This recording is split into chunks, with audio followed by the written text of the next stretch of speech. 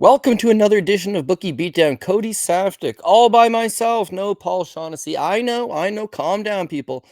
Paul's actually took a bit of a road trip and then he got a little bit sick. So it was a mixture of he's not really like at home with his studio set up and he's not feeling all that well. So we just figured it'd be way easier if I rode this thing out solo. So unfortunately, you are stuck with me for 14 fights. Just my rambling nonsense, none of Paul's good theories to talk me back on course. So I'll try to rip through this thing as fast as I can because you know me, I get long winded in sentences without someone interjecting to put me back on the rails. But without Paul, we'll figure this thing out. But yeah, man, we're in Perth, Western Australia, 14 fights. It looks very much like a local Australian card. And all the best Australian fighters on it. It's no knock on them. You know, it's just when you come to Canada, if you filled out a full Canadian card, you'd have a few of these fighters that maybe they're lower end fights, but we got a killer main event, so we might as well start there, right? Carlos Ulberg versus Dominic Reyes. Good fight. Current odds are Carlos Ulberg minus 260, Dominic Reyes plus 220. I just feel like the line's too wide. That's about it. That's about it. Is that I don't think that Carlos Ulberg should be minus 260. He's at home, sure. But I don't know that he's necessarily earned his way up to this. When you look at his record, sure, you can go back to the Kennedy fight and he gasses and this and that. Not interested in that. I'm interested in after that fight, he decided that he was just gonna pace himself. If he can get a quick knockout, he'll take it. If not, it's kind of a point fighting style where he'll stay to the outside and he'll use jabs and he'll use leg kicks and he'll fall into a rhythm. Against guys like Stefan Njakwi and Nikolai Negumereanu and Ihor Peteria, well, there's no doubt about it that he can beat those guys. But even versus Dawoon Jung, he took him right until late, 11 seconds left in the fight before he was able to secure the rear naked choke. I like that he showed that he's got a ground game. He can wrestle a little bit. He can grapple a little bit. He looked composed that fight, and his cardio held up basically right to the end of the third round. So that was a steer in the right direction, but nothing that you would say is like world class definitive. The guy's long. The guy's got good footwork. He's a good athlete. He's a good looking guy, and he can certainly strike. But what about the other elements to his game? So this Alonzo Menafield fight, 12 seconds. This is him at his best. It's these last two fights that are particularly concerning when we're talking about betting him at minus 260. Starting with the Volkan Oezdemir fight. Volkan Oezdemir doesn't outstrike him, but it's a very close competitive fight. Ulberg ends up winning it on 2:30:27 and a 29:28, but every round's pretty close. Now, there's no knock on Volkan. Volkan's a former title challenger. He's got some back class, but he's fairly one-dimensional with his striking, and at times he's low output. So with Reyes, I just thought maybe he would blow away a little bit more. First round, you see Volkan outstrikes him 29-24. Second round, Ulberg outstruck him 29-28. They're close rounds. And then third round, Ulberg kind of pulls away, puts the nail in the coffin, wins the fight. That's all well and good. Plus, I can appreciate that he didn't gas out. But yeah, I don't know. The follow-up fight against Jan Blachowicz, I think, would be the more concerning than the Volkan Oezdemir fight. Whereas Jan, I mean, again, he's outstriking him, he's outlanding him, 29-28 across the board. You go back and you watch that fight, and there's a very strong argument that Jan Blachowicz won it. Not saying it's a robbery, not saying Ulberg definitely lost. It's just it's highly competitive with a 40-year-old plus version of Jan Blachowicz that had been off for a while, and yet he's kind of given you everything you can handle. Outstruck you in the first round. Third round, very competitive. Um, again, minus 260 is a bit of a stretch. You'd have to assume that this is, not a layup, but at nearly 3-1, he's supposed to go out there and absolutely wreck Dominic Reyes, and I don't necessarily think that happens. He's a big guy. He's a lengthy guy. He's got good striking. Again, there's good attributes to him. I just feel like his last two fights were her real step up. Former title challenger, former champion, both guys that are older, both guys are a little bit slower, both guys are a little bit less output, and he didn't really thrive over them. When I look at Dominic Reyes, I mean, this guy is just as big. He's 6'4", the 77-inch reach, but also like he's a pretty solid striker. You go back to his could have beaten John Jones days, maybe won the first 3 rounds against John Jones, lost the last 2, right? Still won the fight, but unfortunately the judges don't give it to him. And since then, he's kind of been in this build back mode. Jan Blachowicz knocks him out. Yuri Prokopka knocks him out. Ryan Spann knocks him out. Looks like his chin's all the way gone, but I think he took some time off. He went back to the gym. He recalibrated. And why could you not come back from stuff like that? I used to think once your chin was gone, it was never going to come back. And now 98% of me thinks that is actually still true. But there's these certain guys like Andrei Arlovsky, good example, right? Just he's getting knocked out all the time by everybody. Brett Rogers just bum rushes him and knocks him out in 21 seconds. Right? How does this happen? Well, his chin's gone. And then all of a sudden he ends up fighting in the UFC well into his 40s And I don't know, he went on a stretch of like 4 wins or something. He got a little win streak going. He fought a bunch of guys that probably could have knocked him out, but didn't knock him out. I'm just saying, I'm not like totally convinced that Reyes is all the way shot. It's just he went through a period of time where he's not taking these punches well, and he needed to go back and figure something out. So the knockout over Justin Jacoby's nice because Jacoby's a good kickboxer. You know, he's a high level kickboxer. And with Reyes, he goes out there and he gets a nice knockout early against Anthony Smith. 121 significant strikes landed in less than 2 rounds of action. It's big, big, big volume, right? His fight with Nikita Krylov, he just knocks him out right away. Not that he was putting up big volume in that one, but he waits, he finds his spot, he lands that kill shot. Ulberg's got the better chin. There's no doubt about that. So if they're going to go punch for punch, there's a better chance that Ulberg wins the fight. And that's probably why he's the favorite, which I won't disagree with. But if you're looking for like actual striking, Dominic Reyes' striking is pretty goddamn good. Like if you're not chinning him, he's largely outworking you. And he's been there with really good guys, and he's largely given a good count of himself. If this 3-fight winning streak means he's back on the right track and he can take a little bit of damage, honestly, you've seen this guy fight in 5-round fights before where Ulberg never has. You've seen this guy get to the highest part of the mountain and challenge for a title and arguably beat the greatest of all time of the division, John Jones. You've seen him get there. Let's just say he can't get back to that level. So when I watch the tape on them, it's like, yeah, they're both good strikers, and that's their best element for both guys is their striking prowess. But I feel like Dominic Reyes is just as good of a striker. He should be able to hold his own. He's good with the leg kicks. He's good with constant movement. I think he's going to make Ulberg work. If he makes Ulberg work really hard, well, a 5-round case, assuming he doesn't get chinned, a 5-round fight would actually benefit him. So maybe he can drag him into deep waters. Maybe he can just keep the striking close. But beyond that, I know Dominic Reyes doesn't exactly shoot takedowns, and I feel like he's maybe has a wrestling advantage over Ulberg. Ulberg's been taking guys down in his fights once in a while, but like one takedown over Da Wing Jun, 2 against Fabio Charant. It's very, very, very low level. Reyes, meanwhile, is stuffing John Jones takedowns. He's not trying to take down Smith, Krylov, or Jacoby, which is why you don't see any. Span knocked him out right away. Yuri, he took him down, right? Not that that's super difficult. It's not like Yuri's a stout wrestler. Yeah, I don't know. Okay, they're neither guy are wrestlers. So if striker versus striker, it plays out a little closer to 50-50. I'd align the thing probably maybe Ulberg minus 25, Ulberg minus 135. I just feel like the value here is clearly on Dominic Reyes. That should be able to keep these striking exchanges close. Has a little more experience. Has been 5 rounds before, and then might have low-key better grappling game. At least enough of a grappling game that if Ulberg's not taking him down, good chance, stuff those takedowns, then you force him to strike with you. Just watch his last fight with Jan Blachowicz. He gets uncomfortable. He results to just, kicking and jabbing and trying to move. He starts to tire. None of that's a great sign. None of that's a great sign, especially if you plan on betting this guy at minus 260. So yeah, just I can't quite get there. I understand it's in Western Australia. I understand that, the hometown crowd's going to bump behind him, but the judges are just bad everywhere. And if Reyes can keep this close, then he's worth a shot at his kind of underdog money. But I mean, what do you want, dude? It's a close fight. It's a close fight. And then because the line doesn't dictate that, I'm going on the dog shot here. So dog shot number 1, I will take a slight go on Dominic Reyes. Jack Jenkins versus Ramon Tavares. Current line on this bad boy, Jack Jenkins is minus 280 and Ramon Tavares is plus 240. Again, I don't know. It feels like it's a little bit wide, but I think Jack Jenkins wins. I think he wins. I like this guy's leg kicks. I think everybody's on the same page about that. You watch a lot of these early fights, and like it's TKO due to punches, but a lot of the time it's like he breaks his opponent's leg, and then they will fall over. Then he will get on top and start punching, and the ref calls it off. But just got one leg kick stoppage on record. But again, you watch a lot of them. This dude just kicks like an absolute mule. So a lot of these fights that he's in, that's what he's been doing. Go out there, land the leg kicks, demobilize this guy, slow him down, and then start to take over.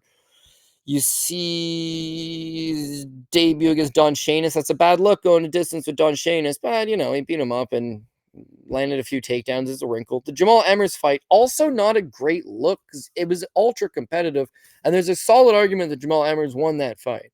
But Jamal Emmers wrestled a little bit in college. He's got a BJJ black belt. Like, I think that the fact that he was navigating the waters against Emmers, not getting out grappled necessarily, slowed down a little bit. I don't know. There was a lot to not like about that fight, but he still picked up a win, and it's somewhat of a decent win.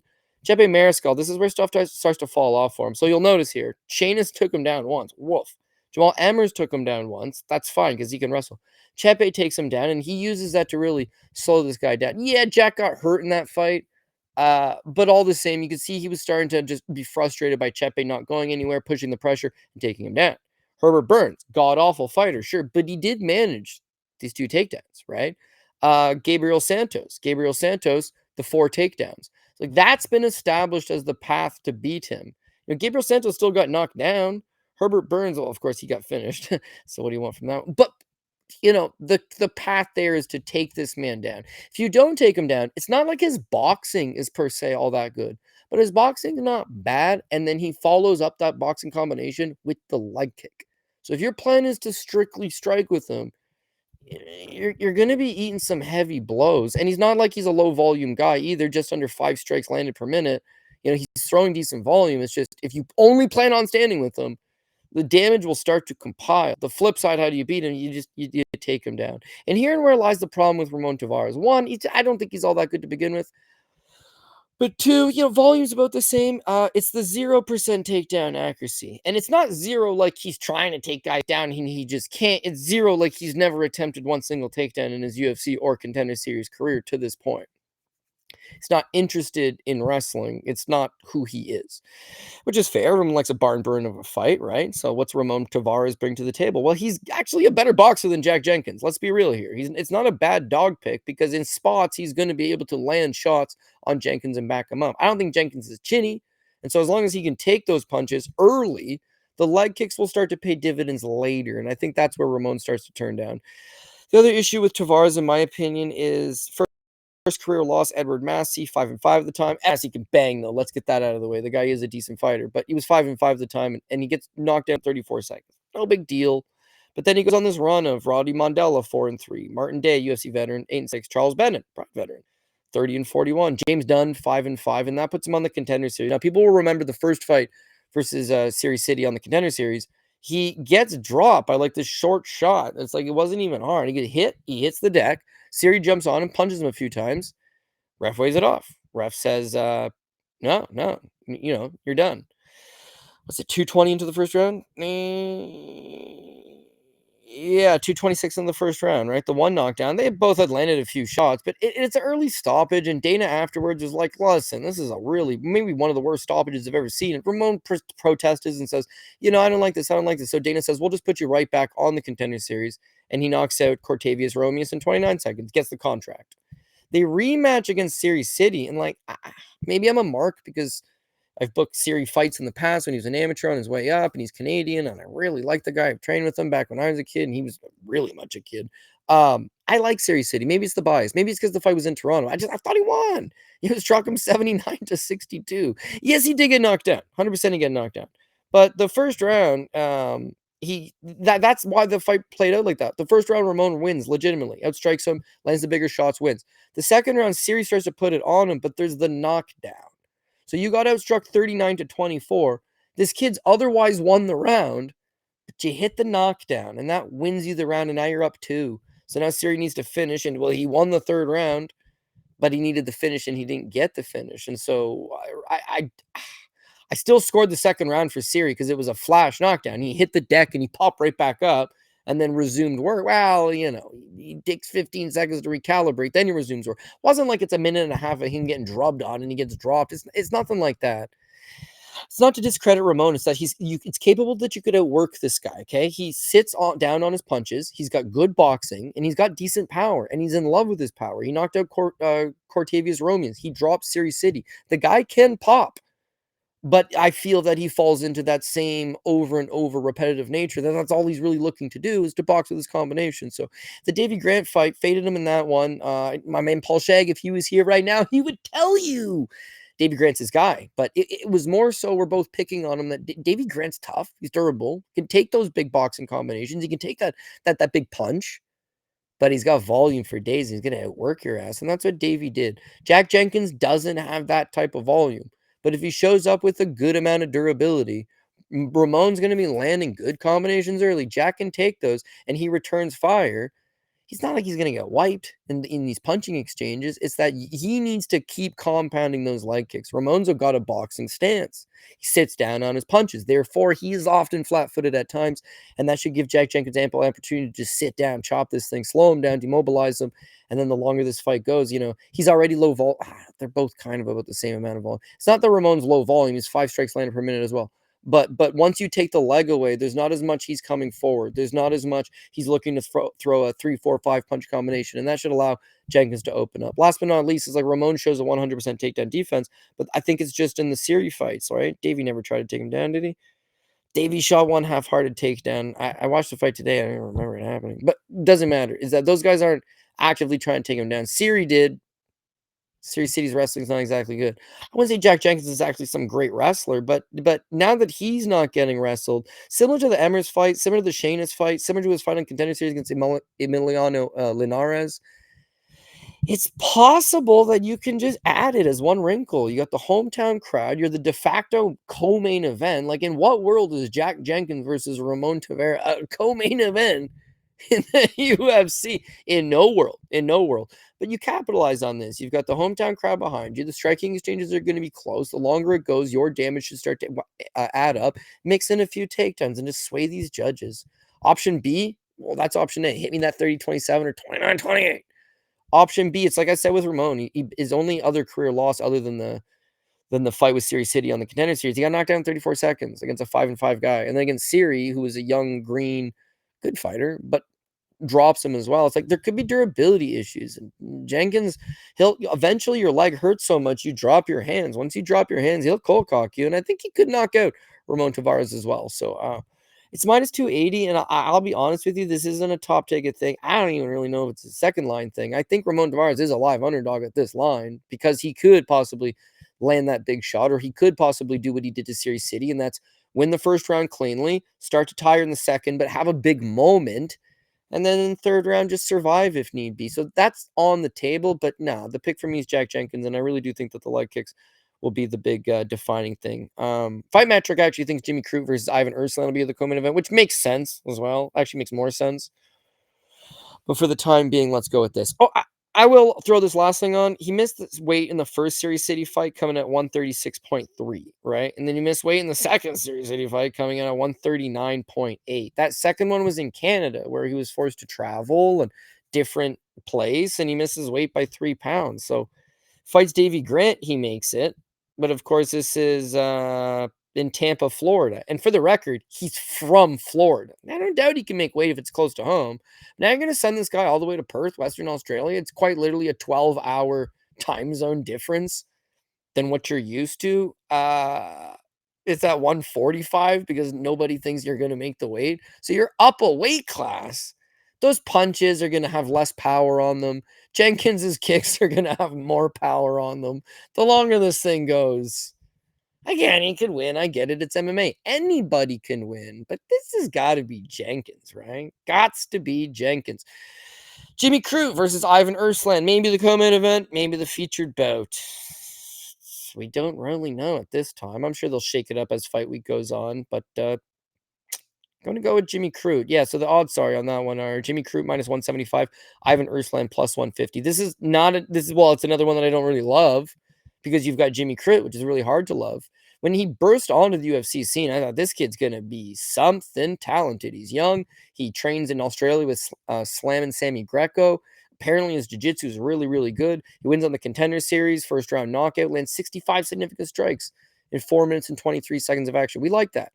Paul Craig's everyone's baby with the grappling. Oh, you don't want to grapple with Paul Craig, and good grapplers and guys like Bo Nickel, and they're no, I don't know how good Bo's jiu-jitsu is, but guys like that are like, I'm not even going to go to the ground with him. I'm just going to avoid. In fact, that's what most guys do against Paul Craig. Jimmy tried, but eventually he was getting taken down. It's a really sloppy fight. He flat out gasses. And then he subs Paul Craig. So there's a lot of bad in that fight, but there's a submission win over Paul Craig at the end of it. In your second UFC fight, this approximately 7 years ago, the sky's the limit for this guy. And then, it wasn't great after that. Knocked out Sam Alvey. Sure, that was a nice one.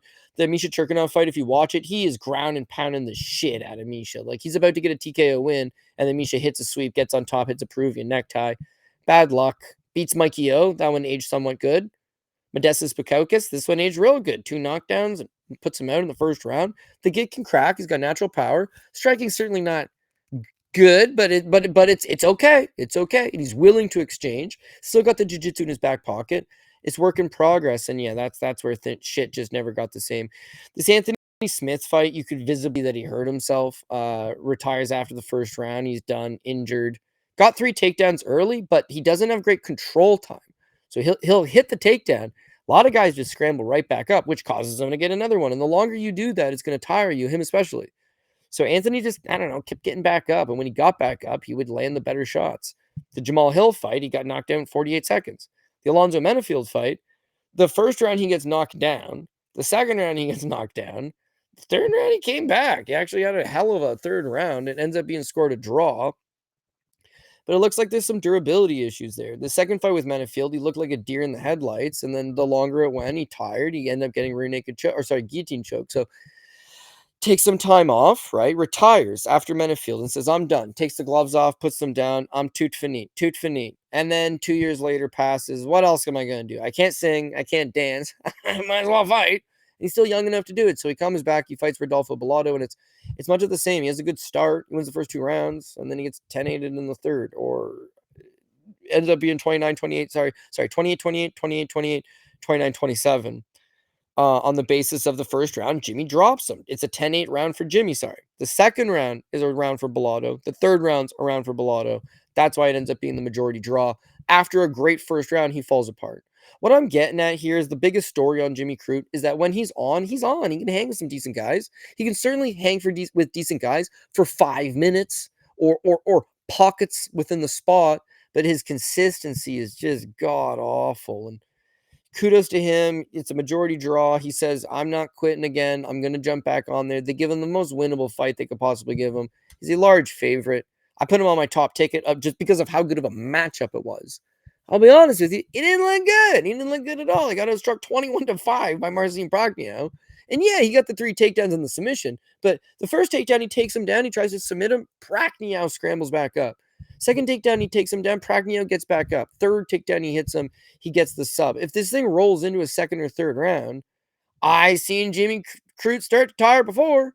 That it wouldn't have been shocking to see it happening. And then beyond that, he's getting lit up pretty handedly, 4-1 by the striking numbers against Marcin on the feet. So we know his chin's really not all that good, and his striking's really not gotten any better since his UFC debut, which was 7 years ago. He's already retired once, so he's got 1 foot in, 1 foot out. Grappling's really not all that bad, but his control time's not necessarily elite.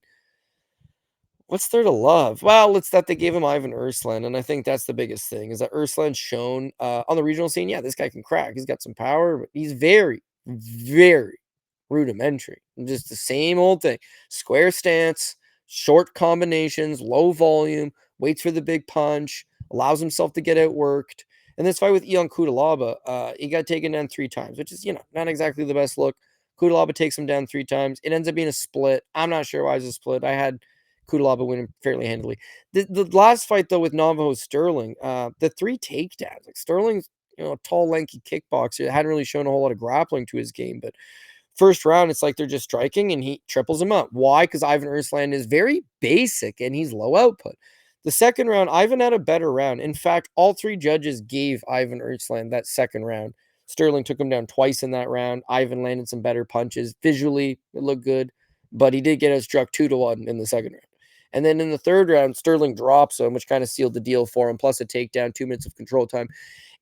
Ivan doesn't have durability issues. He's very serviceable as a journeyman type guy that's there to give guys rounds. You don't, if you're one of these, I knock out everybody in the first round and I'm a potential gasser, like, Ivan's probably going to take you 3 because he's durable enough. He's basic enough and he knows how to stay out of harm's way. Yeah, he got dropped by Navajo Sterling, but he recovered, got back up, and made it to the final bell. So, all that means something. Cutelaba starts to tire. Ivan starts to work his way back in ever so slightly. Not enough to win, but one judge gave it to him.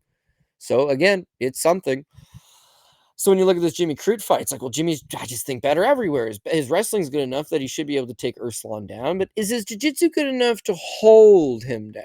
Well, maybe not. A lot of shitty guys have gotten up from Jimmy Crute taking them down. And then is his chin good enough to take those punches from Jimmy Crute. Well, yeah, possibly. And if he takes those punches and he's not getting taken down, or he's at least just forcing Jimmy Crute to work, then I mean, he's got a chance to maybe land something. And again, when you watch his regional show, that's what he does, dude. Roger Carroll's a bum. Sure, knocks him out in the first round. Comes back beating Darwin Rodriguez, knocks him out minute and a half. Yusuf Harjovic knocks him out 3 minutes and 38 seconds. Pirmislav Maswala, 4 minutes and 2 seconds into the first round. Luis Henrique da Silva, which is a UFC veteran, knocks him out in 3 minutes and 20 seconds into the first round. Rafael knocks him out 3 minutes and 31 seconds into the first round. And then Ibrahim Chunzagayev. Chunzagayev is the KSW champion. And this fight's a 5-rounder, and it's fight of the night for a reason. Not because he got drubbed for 5 rounds, because he gave him a hell of a fight, dude. He gave him a hell of a fight. Chagai's 19-6 on a. Well, yeah, he lost his last fight, of course. Blew his fucking arm. Blew his arm. But yeah, prior to that, he's on a 3, 4, 5, 6, 7, 8, 9, 10, 11 fight winning streak. So I'm just saying, it's like Urslan is definitely a power puncher, and he has more than enough power to knock out Jimmy Crute, and he's shown that his durability is largely good enough to make it into those later rounds, so all of it just makes him dangerous, but nah, I just haven't seen a whole lot of advanced skills from him lately. He's too low output. I would need someone to push a pace on Jimmy Crute.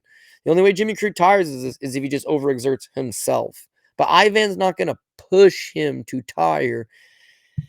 And therefore, I just say I can't get behind him. Anyways, Jake Matthews versus Neil Magny. Jake Matthews is a 4-1 favorite, minus 400 the comeback on Neil Magny, being plus 335. Matthews opened up at a minus 300 favorite, and then has since moved to minus 400. And yeah, you can see it. He's very much like I don't want to say a Dominic Reyes or a Jimmy Crute, but very much so like Jake Matthews is good. He's got a ton of skills. He's just an inconsistent guy. A lot of the times he's in these fights, those lower level guys, he fights them lower level. Upper echelon guys, he can give them a go, but he's never really gotten over that hump. He's still only 31 years old, and he's got, at this point, yeah, a whole bunch of experience in the UFC, 22 fights officially in the UFC, and that dates all the way back to, I believe, 2014. Yeah, he's on The Ultimate Fighter in 2014. He's since been with the UFC for 11 years. It's just the steps up, James Vick, Kevin Lee, Anthony Rocco Martin, Sean Brady, even Matt Semmelsberg and Andrew Hallbrook. Andrew Hallbrook was a minus 500. He was a minus 500 favorite over Hallbrook, and he lost. And for the record, this one was in Australia. Yeah, it was in Victoria. Right? Like he's supposed to win these, and yet he can't. Close decisions versus largely guys that aren't with the roster. I kind of start to give up on him. He can grapple, no doubt about it. He can grapple. He's a BJJ black belt, and his dad's a former kickboxing standout in Australia. But this kid's just never moved away to a bigger camp. He's never gotten different looks. His striking seemingly hasn't made a whole lot of improvements. He lost to Matthew Semmelsberger, and I said, it's it for me. It's it. Can't get behind Jake Matthews no more.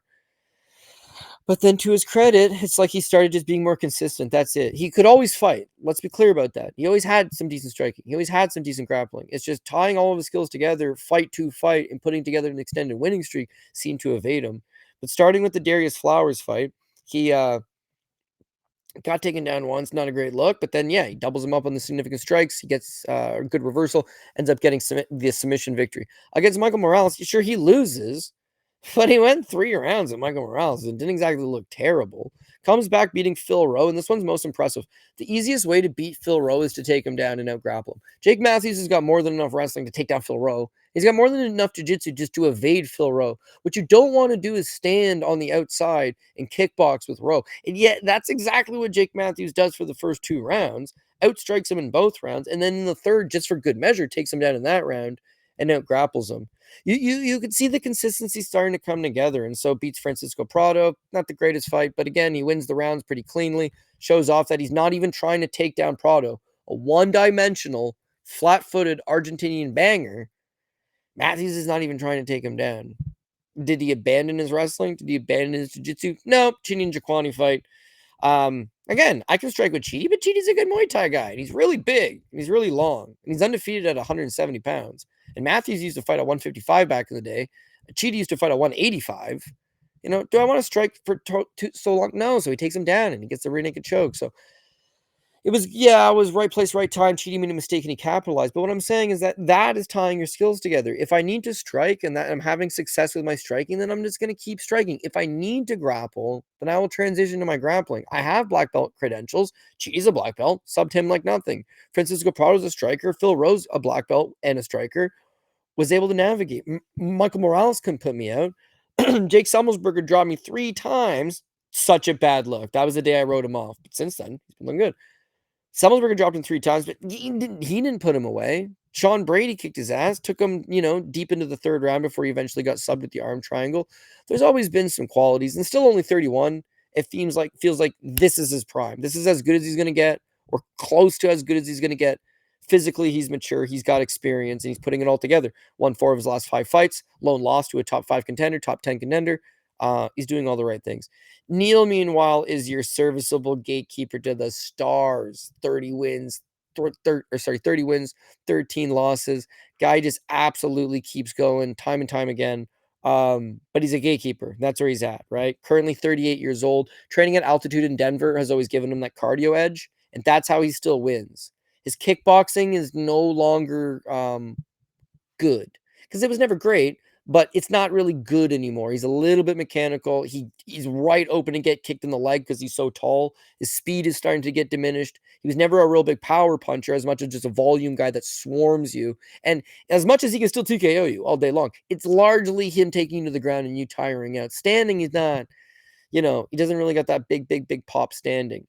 His wrestling's gotten him far, right? Because he's long and he can use it for leverage. He ties you up, he neutralizes you, he slows you down, and he starts to take over. So when you look at the numbers for Neil Magny, the Haitian sensation, gatekeeper of the stars, don't get me wrong. Chavka Rachmanov blows him out in the 2nd round. Gilbert Burns, the 1st round submission. Those big submission guys are able to beat him. This is the stretch that I more so want to focus on. Against Phil Rowe. Well, we all know the way to beat Phil Rowe is to take him down. And sure to God, Neil Magny and his wrestling would be good enough to do that. But he went 0 for 3. Like, he kind of like never even really got close, which everybody takes Phil Rowe down. So I just feel like, maybe his knees are hurting him. Maybe that spring on the step, maybe that ability to outmuscle guys in the clinch is getting more difficult as they get bigger, faster, stronger. Mike, the very next fight is Ian Machado, right? He got leg kicked a ton in that fight, therefore couldn't move, therefore got reduced to a punching bag. And of course, Machado outstruck him 91-27. I don't care that Neil couldn't take Machado down. Machado's decent. But it's that a few leg kicks, and all of a sudden this guy's got nothing. There's nothing more there. Mike Malott, this is the key on the Mike Malott fight. He gets his ass kicked for the first 2 rounds, but Mike gasses. And if you are a guy that is going to gas, Neil Magny is still a problem. If you don't gas, if you're Ian Gary or Michael Morales or Carlo Paredes or Gilbert Burns or Shavkat Rachmanov or like back class guys with experience, guys with tenure, guys that have fought in rounds before and had to settle for decisions, those guys don't go away, and then Neil Magny doesn't capitalize. He capitalized because Mike got tired. Michael Morales, he went right to the leg kicks as well. He hurts Neil with the leg kicks. Neil goes tall man defense. Michael knocks him out. It's an absolute drubbing. Carlos Paredes, much of the same. The striking is close, but Paredes just got way too much power. Neil can't take him down. Neil's forced to use this generic boxer size type kickboxing. It's touch and go and jab, and he eventually gets KO'd stiff. Now, how does he win the last fight against Zaleski dos Santos? Well, Zaleski dos Santos is damn near 40 years old and doesn't have good cardio. So as such, Neil's able to take this guy down, control this guy, lean on this guy, exhaust him, and then eventually Zaleski dos Santos, he tires out. And this is prime Zaleski dos Santos. He probably would have wheel kicked him in the head, knocked him out. But it's not prime him anymore. He's a little bit older in the tooth, so you can just see that the longer this fight goes, Neil just starts to take over, and he took over against Mike the longer the fight went. Against Phil Rowe, it's a split decision. He looked like shit, but the longer the fight went, I don't know, maybe Neil was able to solidify it with the judges. The D-Rod fight, it's a late submission, right? D-Rod's beating him in the striking exchanges, but the constant takedowns and the cardio advantage allows him to get the submission. Don't think that's going to happen with Jake Matthews. Taking him down, although not impossible, it's not hard. It's hard to hold him down. He's also a BJJ black belt.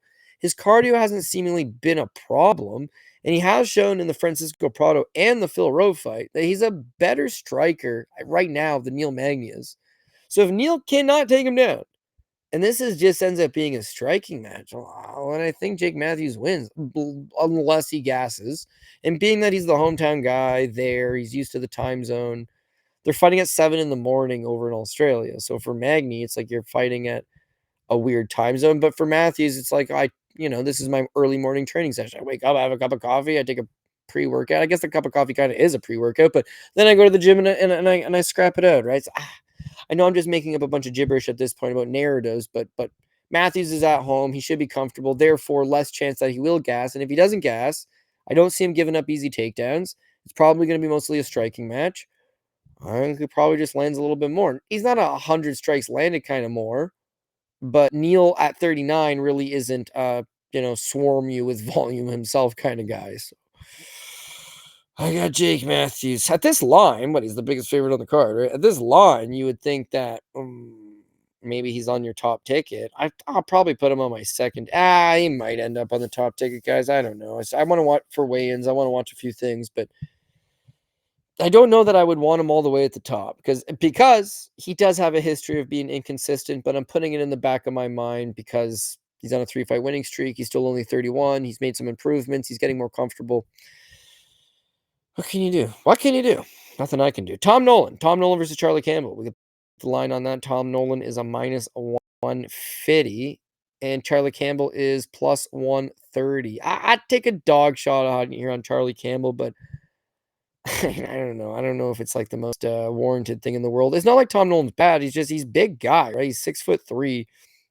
Only has a 73-inch reach. It's not like he got a big old reach on him, but he's a tall guy, so you're oftentimes punching up on him. 25 years old, he's young, pretty big guy, or 155 pounds. It's just he's a real, 6'3" at 155 is kind of unheard of. And the guys that were like 6'3" at 155, guys like James Vick and Magny's a welterweight, but you have tall man defense, and so when you get punched in the head from these overhands, especially, it ain't good. As an amateur, you only had one loss. That's Aaron McDonnell, but McConnell, sorry. But Aaron McConnell did TKO. It doesn't mean anything. It's an amateur fight 8 years ago, 7 years ago. Who gives a shit? But for the record, he was knocked out just the one time as an amateur. Looked really good against Bogdan Grad on the Contender Series. Gets the win. Moves into this fight with Nicholas Mata, and he comes in as a minus 350 favorite. And Nicholas Mata chin checks. A minute and 3 seconds into the first fight. Again, Mata is extremely limited. Mata's record in the UFC is 3-3. But he does have some okay boxing and some okay power, and then that was enough to knock him out. UFC decides to just hit the reset button because he's still young. But since then, he's been matched up soft. And for the record, this Victor Martinez fight, he's a minus 500 favorite, right? His fight with Alex Reyes, he was a minus 1100 favorite. They gave him some softballs to build him back up. I just don't think he really looked all that good. Like, sure, he knocks out Victor Martinez, but Victor drops him. It's the same problems he's been having. He gives up the early knockdown. It's like, oh no, does get back up, fights his way back into it. And thank God he's fighting Victor Martinez, because anybody other than that probably puts him away. The worst guy on the roster, you're able to make a mistake or two against. And yes, he did make a mistake. Same mistake he made against Nicholas Mata and didn't get away with. Same mistake he made as an amateur in his one amateur defeat, getting knocked out. 11-1 favorite against Alex Reyes, right? And yet it did go to decision, and Alex Reyes did take him down twice, and Alex Reyes did land almost 70 significant strikes, won a round on one judge's scorecard. But I'm more concerned about the control time. Like, Reyes got 2 takedowns in the first round. Those were his 2 takedowns, but a minute and 29 seconds of control time. Shot a takedown in the second, couldn't get it, but just pushed him up against the cage for 56 seconds. Third round also couldn't get the takedown, but he spent almost 2 minutes pushing him up against the cage. So Nolan being tall is an advantage when he's striking because he's just a big tall guy, and then he's comfortable as a striker. It's if you're able to kind of cut that pocket on him, get in his face, push him backwards. His chin not all that good. These overhand rights are going to work. These big solid 1 or 2 punch combinations within close, you could capitalize. And then also Alex Reyes, who's Dom Reyes' brother, I get it, but his very untalented brother, took him down twice and racked up over 4 minutes of control time. Like, that's a red flag. It's a red flag to me. Vyacheslav Borshev, a little bit older, a little bit slower. It's a good fight. Could have, I don't want to say could have gone either way, but the first round, Tom Nolan looks good, outstrikes Borshev, but it's still competitive. Second round, Borshev takes over. He starts to beat Tom Nolan. Nolan did get the one takedown, but didn't really get much going with his grappling. And then in the third, Nolan, it landed Borshev a little bit. Borshev was trying to get the control time up against the cage. We talked about Alex Reyes using it. He did the same thing. It's like, I can't take you down, but I can push you up against the cage and neutralize you. It wasn't enough for the judges' money. They ended up giving it for Vlashislav or for Tom Nolan. But this is not a clear cut runaway fight. It was very close. It was very competitive, and it's what differentiated it was just like small moments. You landed a few more good shots. So with Charlie Campbell is that Charlie Campbell is not necessarily really good at any one thing, is that he can do a whole lot of stuff. Only giving up 1 inch in the reach department, is 6 feet himself, which is a decent size for 155 pounds. Sorry, that's a lie. This fight, yeah, no, yeah, it's decent size for 155 pounds at 6 feet versus 6'3". I get it. There'll still be a size advantage, but he's not necessarily a small guy. When you watch Charlie Campbell, though, his fight on the Contender Series against Chris Duncan, he's lighting Duncan up. And then Duncan's got this like winner mentality lately. He's just finds ways to win over and over again. And well, he did. He ends up knocking Charlie Campbell out. UFC says, we're not going to give you a contract. Obviously, you lost. So go back to the drawing board. And then in the drawing board, he did pretty good. Went back to CFFC for a time. Won the one fight against John Streaker. Gets called back up to the UFC. Takes on Alex Reyes. The same Alex Reyes that Tom Nolan kind of struggled against. And he blasts him in the first round. Beyond that, he landed 43 significant strikes in the first 3 minutes and 38 seconds. Against Chris Duncan, he also did hurt him on the feet. So no doubt about it, he's got some power. He's got some ability to hit. It's just I don't think he's a great striker. And then this Trevor Peek fight, like Trevor Peek's only win condition is he bombs you with a shot standing. So Charlie did a good job of navigating that fight. He shot 10 takedowns, only got 4. Not a great look, but he was constantly just causing Pete to get gun shy because he was waiting for the takedown, or constantly disrupting his rhythm or his momentum by shooting the takedowns. 10 takedowns attempt and only getting 4 doesn't sound great, but was able to rack up 5 minutes and 41 seconds of control time. Peak meanwhile took him down, but it's more so he's muscling him, and Charlie accepts some positions here and there. It's not exactly like Charlie is a world beater, but I think in this Tom Nolan fight at slight underdog money, 30-27 peaked across the board for the record. But at underdog money, it's like he does have enough power to, in theory, hit Tom Nolan and then, of course, maybe knock out Tom Nolan. Being 6'3" has its advantages, but as we talked about, tall man defense is a problem. But more so than that, it's the weight cuts. What do you think this guy walks around at? But he cuts to 155. And oftentimes these really tall guys at the lower weight classes will eventually just fill in the frame. So if Nolan's having a bad weight cut, and that's what's leading him to be chinny, well, he's going to have another bad one here. He's not Australian, so he still doesn't have to travel over there, and it is different conditions, and it's another weight cut, and he's a young guy. He's like, 25? But the older you get, the weight cuts keep getting tougher because your body naturally gets bigger, and the more time you do it, your organs don't like that shit. Charlie Campbell also has other wins. Guillermo dos Santos, first-round knockout. Vladimir Ogar, second-round knockout. Nick Gigliameni, right? He took him out leg kicks and just maybe hobbled him up, right? Naimon Dung, more leg kicks. Well, there's another good thing about the 6'3" guy that stands upright. He's there for the leg kicks. So if Charlie has maybe an ability to hurt the legs and then therefore get him to drop his hands, hit the shot up, but I also think he can just wrestle. I think he can try to mix in the takedowns against Tom Nolan. And the fact that Tom Nolan got taken down twice by Alex Reyes and gave up over 4 minutes of control time, Charlie might be able to get some takedowns, some control time, plus maybe land some good strikes standing or just get the knockout. There's multiple paths of victory for him as a betting underdog. It's not like I don't like Tom Nolan, but he's got a bit of a ways to go. I always like Sam Patterson. I understand Sam Patterson's tall and can't take a punch. I always like Sam Patterson. Sam Patterson at 155, like he's 6'3", man. He can't take a punch at 55. It's too much weight. Sam Patterson's 3-fight winning streak right now, or 4-fight winning streak, is at 170. Sam Patterson's a lot better at 170. Tom Nolan could be okay. Clearly he can strike. Clearly he's got some skill. It's that at 155, I think it's doing him a disadvantage. So I'm just gonna take a fly right on Charlie Campbell. He's not the PRP pick, but he's on the line right above that one. Navajo Sterling versus Rodolfo Bellato.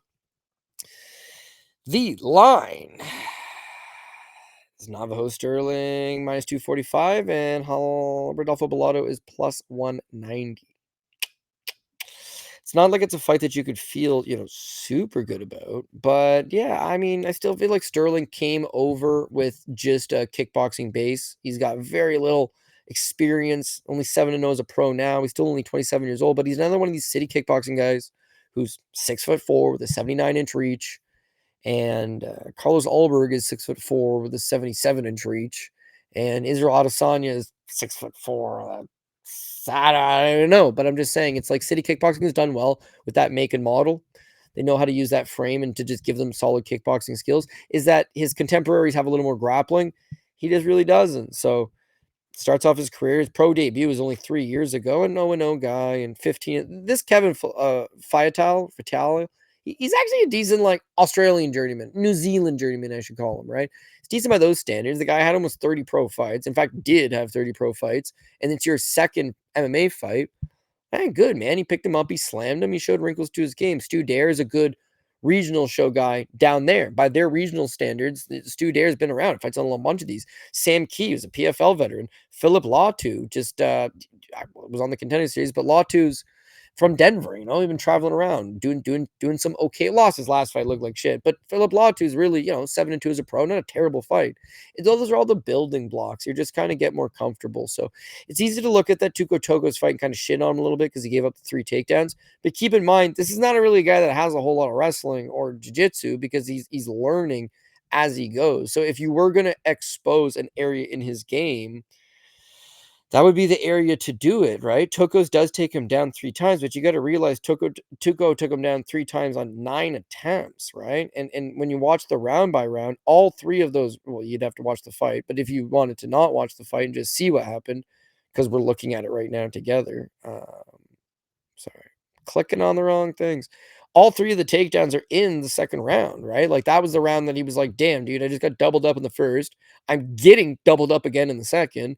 So he shot a bunch of takedowns, right? Got 2.5 minutes of control time out of his 3 takedowns on 5 shots. Yeah, he's slowing Sterling down, but none of the judges gave him the round because he didn't win the round. He's just shooting a bunch of takedowns. And then the second he tried to do it, he just couldn't. So that's Sterling showing you some cardio, some resolve, some ability to make some adjustments and stuff those takedowns. Got that taken down 3 times in round 2. None in round 3, right? That's what you want to see from a young guy. And 27 is not young, but he's young by MMA standards, being that he's got less than 10 pro fights in mixed martial arts. Anyways, the Ivan Urslan fight's much of the same. He got 3 takedowns on Ivan, which is a good look. Part of the reason I'm fighting Urslan on this fight is even a guy like Navajo Sterling that's just picking up this shit on the fly is able to take him down 3 times. But yeah, I'll admit, right? He lost the second round on all 3 judges' scorecards, which is concerning as a guy that had Navajo Sterling bet as a big favorite. But really, it's like the second round is the round they gave Urslan, even though he pretty well got doubled up on significant strikes and got taken down twice. But visually, there's some good strikes, and I wouldn't say Sterling's tired or hurt, but the body language isn't good, and that's the round they gave him. What's he do? He comes back in round 3 and outstrikes him 60-13 with a takedown, 1:45 of control time, and the knockdown. So you watch that fight, it's like he recomposes himself after the second round, comes back out and takes care of business. Much of the same as what he did against Tuco Tokos. He lost the second round on all 3 judges' scorecards. He comes back in the third, recalibrates. I like seeing that. Now they're giving him a hometown fight. It's not a hometown fight at all, right? He's from New Zealand. He trains in New Zealand. This card's in Australia. As Paul would always say, these countries are actually not close at all. But because they're that part of the world, we group them together. He's got fans in that country that you can be certain of that. The live crowd will be cheering for him. You can be certain of that. So in that regard, hometown advantage of sorts. And I just think he's getting better, getting better as he goes along. Rodolfo Bellato, meanwhile, he doesn't got the car. Oh, while the cardio is not great, it's not bad. It's more so the durability. I just don't think this guy can take a punch. Fought Vitor Petrino on the regional scene, got knocked out in 25 seconds. That's fair. They run it back on the contender series, and he got knocked out again. But he did get a successful knockdown of his own. Like, that fight starts, he drops Vitor Petrino. He's sitting in the pocket. He's flat-footed, and he's just looking to brawl. Hooks from the hip side. Not necessarily the hip side, but just a lot of hooks, not a whole lot of straight punches. He's putting on Vitor Petrino. Vitor survives it. And then in the second round, Vitor returns fire, and Bellato hits the deck. They bring him back to the Contender Series against Murtaza Talla. If you know, you know. Talla is god awful. Just fought on this year's Contender Series also again. Still really bad. So I don't really put a whole lot of stock into that one. But his next fight against Io Pateria, he comes out as a 5-1 favorite, and Pateria puts him down on his ass as well. He doesn't like his striking is not elite in the sense that elite strikers use jabs and they use low kicks and they set stuff up. They set traps. They use their footwork to have you go one way and walk into the other. They work the body. These guys, he doesn't work the body. He sits in the pocket. He tries to punch your head off. And that style really only works if you're Mexican because you got enough durability to take back the oncoming power. He does not have the durability to take back the oncoming power. So, yeah, he's got 2 pro losses to Vitor Petrino, both of them by knockout. Eor Peteria drops him, but he came back in that fight. Jimmy Crute drops him, but he came back in that fight to rounds 2 and 3. The durability, to me, it's still going to be problematic. Then that last fight with Paul Craig, Paul Craig cannot strike. If there's one thing we know about Paul Craig is that he cannot strike. Really can't wrestle either, right? But he's got really good jiu-jitsu. He's got tricky jiu-jitsu. You get to bite on something and all of a sudden you're in trouble. That's his path. Well, like against Rodolfo Bellato, Paul Craig's beating him up standing. He's almost doubling him up. Bellato is just so stiff and flat-footed that Craig is the faster guy, and he's causing Bellato to get uncomfortable, and he's the one coming forward. And then at times he's matadoring to the side, and Bellato's chasing, and he's not cutting angles. He's just in forward motion. Striking looked god awful. So what does he do? He takes down Paul Craig, takes him down. He gets up kicked in the face. He looks at the ref. Oh, Monday. The ref says, "Oh yeah, you got up kicked in the face," and then he sells it pretty good. You could make an argument that it was a hard up kick and that he did get knocked out. But if that's the case, and you watch that up kick, it misses. For the record, you watch it as many times as you want. If that's the case, then he has no chin. We've already established that from Vitor putting him down twice, and Porteria and Jimmy Crute, and now a little up kick that breezes by the side of your head does put you out. So there's only 2 things here. Either one, he did not show the heart of a lion. He did not show you that grit and that determination. He did not do any of those things. Or number 2, he legitimately is a glass cannon. I have no durability. Both of those things are not good. Not good, especially if you plan on betting it. So for Sterling, yeah, his striking is better than Bellato's. He's longer. He's a bigger man. And I do think that as Bellato comes to crash the pocket, Sterling's just going to intercept him with a right hand. He's going to make him uncomfortable. Make him uncomfortable in many of the ways that Paul Craig did, because Paul Craig is tall and a little awkward. I think Sterling makes him second guess himself. So now Bellato goes to the wrestling game plan. Hey, dude, Tuco Tokos did it 3 times. He took him down. I'm going to do it. I took down Paul Craig. I took down Jimmy Crute. I took down Eor. I took down Vitor Petrino. That's fair. That's fair. But, well, Tuco Tokos had to shoot 9 takedowns to get him down. If you got to shoot that many, I got a feeling Bellato is going to tire. And the more he tires, the more desperate he's going to get. The more desperate he's going to get, the more likelihood that he's going to get knocked out. So how does it blow up in our faces? The wrestling. Bellato just takes him down and doesn't get. If he can get a takedown early in the first, hold him down, land a little bit of ground and pound, advanced position. Sterling's really long, so it's hard to generate space and get back up. And then the second round, the third round, that's where it becomes an issue for us. So why are we still taking him? Well, because I just feel like he's only 27. He's getting more experience. He continues to get better. Bellato's just really not that good. The durability issues, of course. And beyond that, Tuco, all 3 takedowns came in the same round. And he kept getting back up. It's like, Bellato's probably better than Tokos. Don't get me wrong about that. But, in a 3-round fight, I just feel like he's going to tire. Sterling's not at the top for me, but he's someone that, I just feel like is probably going to go get that win in front of they're not, it's not a hometown, but they're, it's not local, but they're still behind you. I think you're going to please them of sorts. Moving on down. We've got Cam Roston versus Andre Petrosky. Share this tab instead, and we're going to go to... I am, for the record, going to take Cam Roston, but I think he's only plus 130. It's officially the line. Yeah, my bad. I kind of missed a fight, but I'll be back for that one.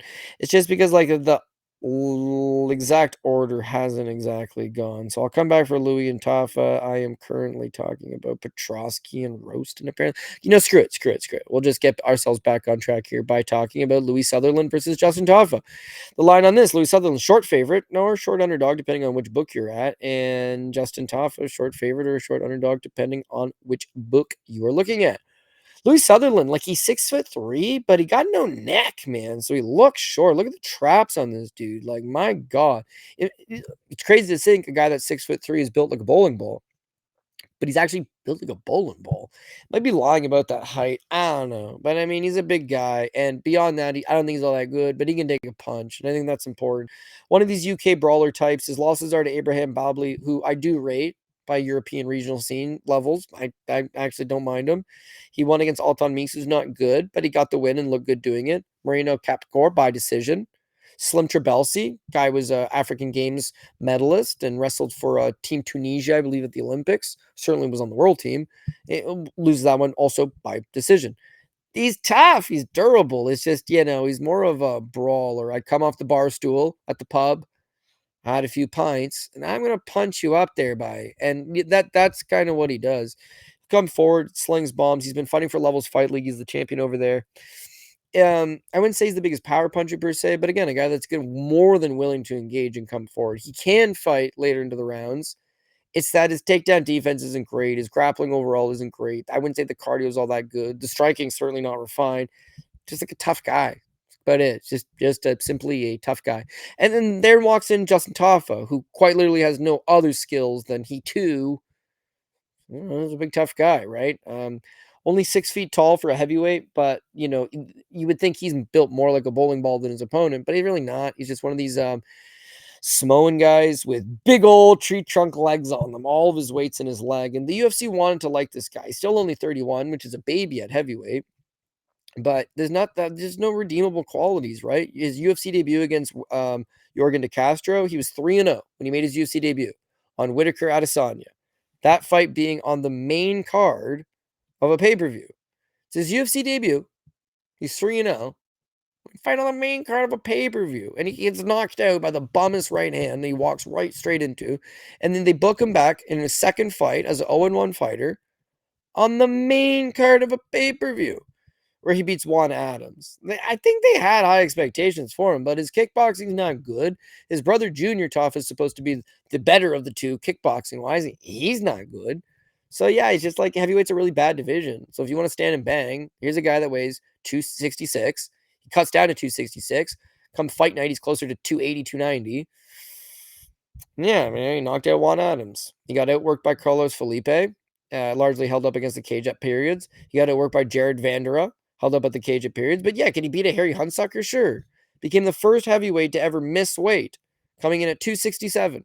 Couldn't cut the one extra pound, despite being a heavyweight who's built like this. So, I don't know how seriously he's taking it. I don't think he's good. The wins are over Harry Hunsucker, Parker Porter, Austin Lane. He knocks all of those guys in less than 2 minutes. When you extend him, he falls right apart. And that last fight with Tellison Texera, it's a nasty elbow. I'm not going to say, well, he's chinny. He has a nasty ass elbow.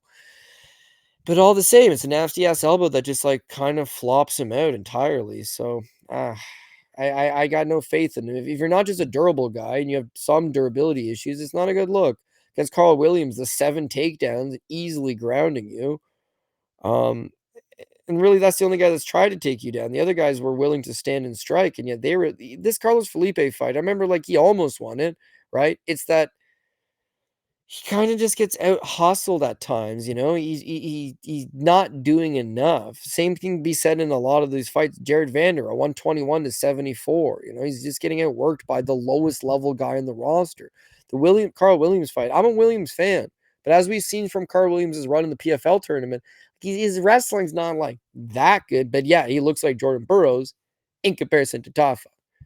That's the issue. Is like Louis Sutherland is not beaten anybody good.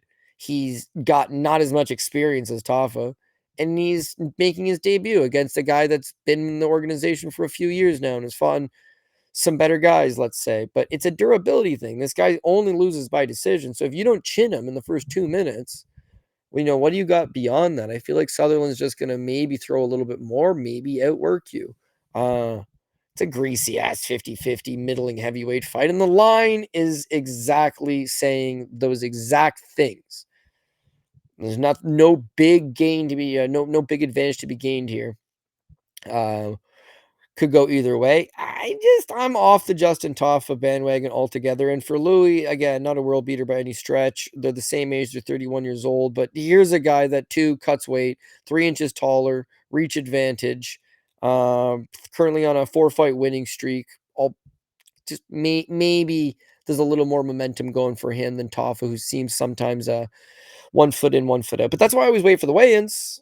Because who knows? Toffa going to show up and miss weight again, or is he going to look lethargic, or is Louis going to show up like a deer in the headlights and maybe also have some type of weight cutting issue and travel issue and injury issue? And these Toffa brothers, do they even fight half the time? They're pulling out, they get injured lots, a lot of uncertainties there. So I'm just going to go ahead and move on. Loma Luke Bume versus Alexa Thainara. Loma Luke Bume is the underdog, plus 190. Alexia Thainara, I mean, again, it depends what book you're at. I mean, I'm just reading what Tapology's got here, but if you want to be real about it, Thainara could be had at minus 235. She could be had at minus 236, minus 240. It just kind of really depends what book you're using. Normally, I have Paul here, my guy, my buddy, to explain these things. No, I'm just going to go ahead and tell you this is what Tapology has listed up. I don't know exactly where they're grabbing it from. It's not like the line's super far off. It's maybe 20, 30 points off at best. But no big thing. Anyways, I think Thainara wins. I'm not going to waste too much of your time on this one. She looks very physically strong. Now, yeah, she'll take 2 minutes to dance her way from the little walkout to the cage, and she really just soaks in the moment and this and that. But she's got a natural size advantage here, and I think that she's probably going to utilize it fairly well. I mean, again, 5'4" with a 67-inch reach. Loma Luke Bume, 5'1" with a 61-inch reach. So you're going to have 3 inches of height and a 6-inch reach advantage. And I think both of those things are going to be really important. When she fought Rose Conceição on the Contender Series, what she did show is that she's a volume puncher, man. Again, she comes from a dancing background, which is why she dances and twerks all the time. But she's physically really strong. Her legs and her caboose, her power. That's where she's getting her power from. And when against Rose, her volume looked awesome. Constantly just charging forward, constantly putting 3-4 punches together at a time, and then mixing in takedowns. So that's a nice win. It's a nice win on the Contender Series, although it's not like Rose Conceição is a world beater by any stretch. Her versus Molly McCann, she comes in, and this is Molly. It's in the UK, and it's her UFC debut against someone that in Molly McCann that's very tenured and has fought at a high level, and the UFC really likes her. And she's Patty Pimblett's girl. Thainara just basically does the same thing. Like, she caught kicks, she moved forward, she landed some strikes, she made Molly constantly backing up, she made her constantly, second guessing herself. Then she hits an easy money takedown, and then after that, it's an easy guard pass. Softens her up with a little bit of ground and pound. Molly gives up her back. She grabs the back. Really nice bite on the choke. Didn't really have the neck all that much. It's mostly like the chin, but she's very physically strong. So she's high volume, strong, can do it for 15 minutes. Yeah, I actually like her. I like her as a prospect. Takedown accuracy 100%. Well, because here's what happens. She only needs to grab you one time, and then she takes you for a ride. It's not like she needs to shoot 15 takedowns and gas herself. So far, so good. Yeah, whatever. It's only 3 takedowns against Rose and 1 against Molly, but takedowns have been there. The volume has been there. It's all good stuff. Loma Luke Bume, meanwhile, she's been trying to mix in her own offensive wrestling because she doesn't really want to strike anymore. She's a low volume striker. She averages 2 significant strikes less per minute than her opponent, Alexa Thainara. So she's just naturally lower volume. A lot of these fights have gone to decision, and you'll see her versus Angela Hill, 53. A lot of people that fight Angela Hill, they'll go, oh, you get 100, I get 100, you get 80, I get 80. It's usually high volume, but that one, it's mostly she's trying to grapple a little bit. Jinyu Frey went to decision. She lands 80. Sam Hughes went to decision. She lands 84. That's considered high for her. Since then, her and Loopy goes to decision. She lands 15. Her versus Denise Gomez to decision. She lands 48. She choked out Elise Reed, but I mean, it's Elise Reed, and she had really only landed 17 strikes in that fight into the second round. Went to decision with Bruna Brazil, landed 58. Went to decision with Estela Nunes, landed 32. It's just way too low volume. And being that you're 5'1", you're giving up a 3 inches in height, and you're giving up 6 inches in reach. Low volume ain't gonna cut it. This girl's a volume striker herself. She'll be coming after you. So how do you negate that? Take her down. You did it to Estella, you did it to Bruna, you did it to Elise Reed, you did it to Denise Gomez, you did it to Lupi Godinez. No, this girl's more in line with Lupi's wrestling. And if anybody's gonna be taking down anybody, Alexa Thaynara is gonna be taking down Loma Lubume. And if the fight's standing, Alexa Thaynara is the bigger puncher than Loma Lubume, plus she has more volume. And then last but not least, Loma went on an interview, oh, I don't know, maybe a year ago, talked about depression, suicidal thoughts, not really wanting to fight anymore. The Hickman brothers brought her back to Bangtao and, hey, let's get you back training. But realistically, she fought once in 2022. She fought once in 2023. She fought once in 2024. She did fight. This will be her second fight in 2025. But this Estela Nunez fight, she looks awful. Like, Estela Nunez is officially, is it 0-4, 0-5? She's 0-5 in the UFC, okay? Sh She has a tendency to not look good and to blow it, and yet in this fight with Loma Lookboonmee against Estela Nunez, 2 judges had it 29-28, giving Estela Nunez, I believe it was round 2, sorry, first round, right? She outstrucks Loma Lookboonmee 22-15. Loma comes off to a slow start. Second round, Loma Lookboonmee all of a sudden is like, "Hey, I gotta make something happen," and starts to bring it on, gets the takedown, right? Still doesn't hardly land shit, but mixed in with the one takedown, edges the second round. And then the third round, they both don't land anything, 7 strikes each, but 2 takedowns from Loma Lookboonmee, the 3 minutes and 40 seconds of control time. That's what wins it for her. Is that enough? I just don't know that that's enough, right? And considering that Loma Lookboonmee in that last fight against Estela Nunez was a minus 950 favorite, well, dropping the first round as a 10-1 favorite is a bad look. Barely being able to outland her in the second and third and just relying on some late wrestling to get the job done against a girl that's 0-5 in the UFC. There's that big 0-5 right there. Yeah, I don't know, man. I can't get I think Alexa Thaynara is someone that's gonna actually build quite nice into the division. Loma Lookboonmee, meanwhile, is on a 4-fight winning streak and is still mightily struggling with just absolute non-factors within the division. So Thaynara could probably win this fight in a magnitude of ways, but with the striking, with the wrestling, all that good jazz, I think that would be enough to get her done. Let me just make sure I'm still on track. So we talked about the main event, that co-facto main event, Jimmy and Jake. Yeah, all good there, all good there, all good there. Jonathan McCallum versus Oban Elliott. Oban Elliott is the minus 135 favorite. Jonathan McAuliffe, the plus 105 underdog. So close to near even, but Oban Elliott, of course, is the favorite. And I mean, yeah, listen, is Oban Elliott going to let us down again? Because fans of the show and followers of me will know that Oban Elliott blew a top ticket for me this year, cost me a lot of money. So I'm not really running back to be like, yeah, Elliott, let's do this all over again. And it's the way he lost. Some guys just get chinned. It happens. Some guys, make a mistake. Some guys lose to the better man, which he definitely did lose to the better man. That Korean guy fought one hell of a fight, dude. My God. Is that Oban Elliott didn't do shit. Like, he didn't do shit. Then I watch it back, and it's like, yeah, that's kind of the issue with him. Like, Kike Brito, he wins a majority decision. He really, gets some takedowns, but he gets caught submission attempts, and his striking is kind of low volume there. Against Val Woodburn, he got knocked down, and then beyond that, went to decision with Val Woodburn. For sake of reference, Bo Nickel knocked him out in 38 seconds, and this is Bo Nickel, and he didn't take him down either. It's straight up just kicked his ass in 38 seconds, and this is Bo Nickel striking.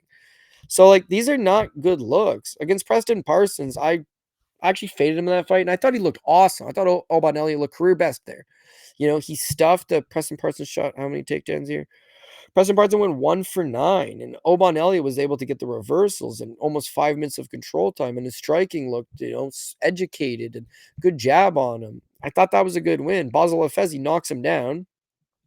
Not as if Basel was really trying to wrestle all that much. He shot 0 takedowns, but here's a big, strong guy that was coming over a good fight against Jack Della Maddalena and was thought to be like, holy shit, they maybe got robbed on a split decision fight of the night against Jack Della. And Oban Elliott looked good against it. It's that last fight. Either Sung Young Ko is a world beater or Oban Elliott is one of these untrustworthy, inconsistent guys because literally nothing he did had any effect. So Young Ko shot the 9 takedowns, got 6 of them with 10 minutes of control time, right? Obon Elliott did his best to try to slow him down, to try to clinch up with him, but it was just like constantly, 4 times the amount of total strikes, doubles him up in significance, triples him up in significance, 4 no, well, not quite 4 times, but, you know, yeah, almost 3.5 times the amount of significance. The last round, 2 for 2, 4 minutes and 24 seconds of control time. 4 minutes and 15 seconds of control time. Oban Elliott couldn't get up. He couldn't get him away. He couldn't do shit. Now, maybe his opponent's just really good, and that's just one bad performance, and you're going to give him a pitch on that. But if he's going to get controlled that easily in the clinch, Val Woodburn took him down twice and knocked him down. His striking looked abysmal against Ko. His ability to get off the cage or to create space and get up looked abysmal. His strength and his physicality looked non-existent. I don't like any of that stuff. And then McAuliffe, meanwhile, I really don't think this guy's good, but he's a big boy, right? Like 6 foot, 77-inch reach. The reasons that I don't like him is very much he's just green, right? You can watch back some of these early fights. He's very in and out. Took a split decision over Tom Ackley as an amateur, but it's only 3 years ago, right? As a pro, 2-5, beat Jack James, beats Joseph Luciano, a failed one championship and PFL veteran. Adlin Bates TKOs him in the 4th round of this Hex Fight Series show.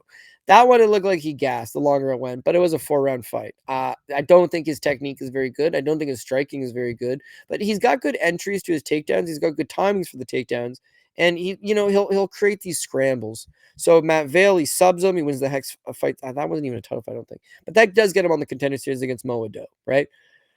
The Moado fight, I don't think it's a good look. Like, Moado's beating him in the striking, and then he shoots a takedown. Ado scrambles back up. Ado shoots a takedown. McAuliffe scrambles back up. I think Ado took him down first. Then McAuliffe shoots a takedown. And then within the scramble, he latches up this triangle. It's very much a mistake from Moado, who then went on to lose his next 2 fights after that and is currently on a 3-fight losing streak.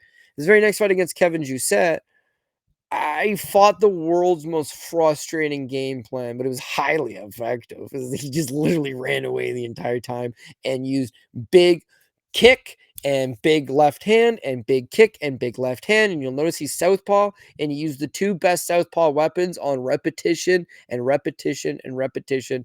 Jousset made 0 adjustments.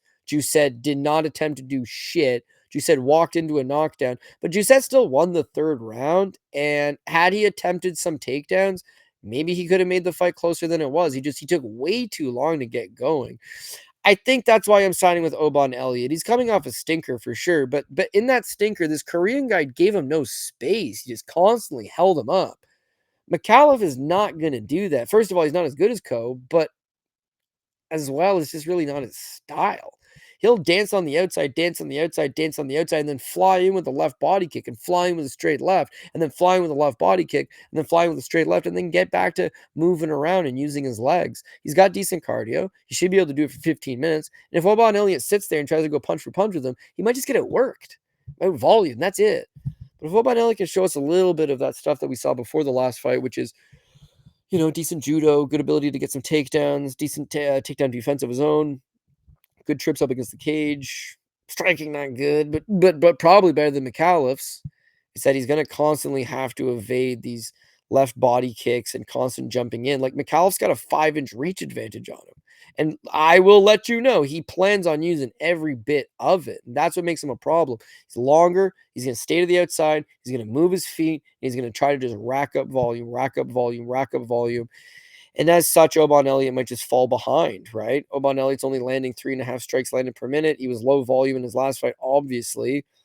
But even in these fights with Preston Parson and Val Woodburn and Kike Brito, it's not exactly like he's putting up anything over 70 significant strikes. Did knock out Basil Hafez early in that 3rd round. That fight, he may have put up 100 significant strikes had Hafez not flopped and not flopped, but got beaten in the 3rd round. So I want to give him the benefit of the doubt. I absolutely want to, and I will. God damn, I took a bath on that last fight. So it's like I'm not really running back to trust him quite yet. I'd like to see him do what other fighters on this card have done, a Jake Matthews or a Dominic Reyes. Go on a 4-fight winning streak and like earn the trust back. I think you're talented. I think you got some skill, but last fight was a really bad look, man. I just want to know, is that an outlier? Is that Is that what's up? Because if that's what's up, not for me. I'm out on that. Moving on down. So many fights in this goddamn card. But moving on down, technically speaking, I guess I will jump up and we'll go Andre Petrosky versus Cam Rosen. I'm going to take the dog shot on Cam Rosen. He's like plus 120 right now. Andre Petrosky's minus 145. This is, in fact, the PRP pick. This is, in fact, probably a bad pick. I'm gonna roll with it, man. The thing with Cam Roston is he's really big, man. Like they say 6'3" with a 75-inch reach, but I think on Contender Series they claimed he was 6'2". His training partners claim he's closer to 6'4".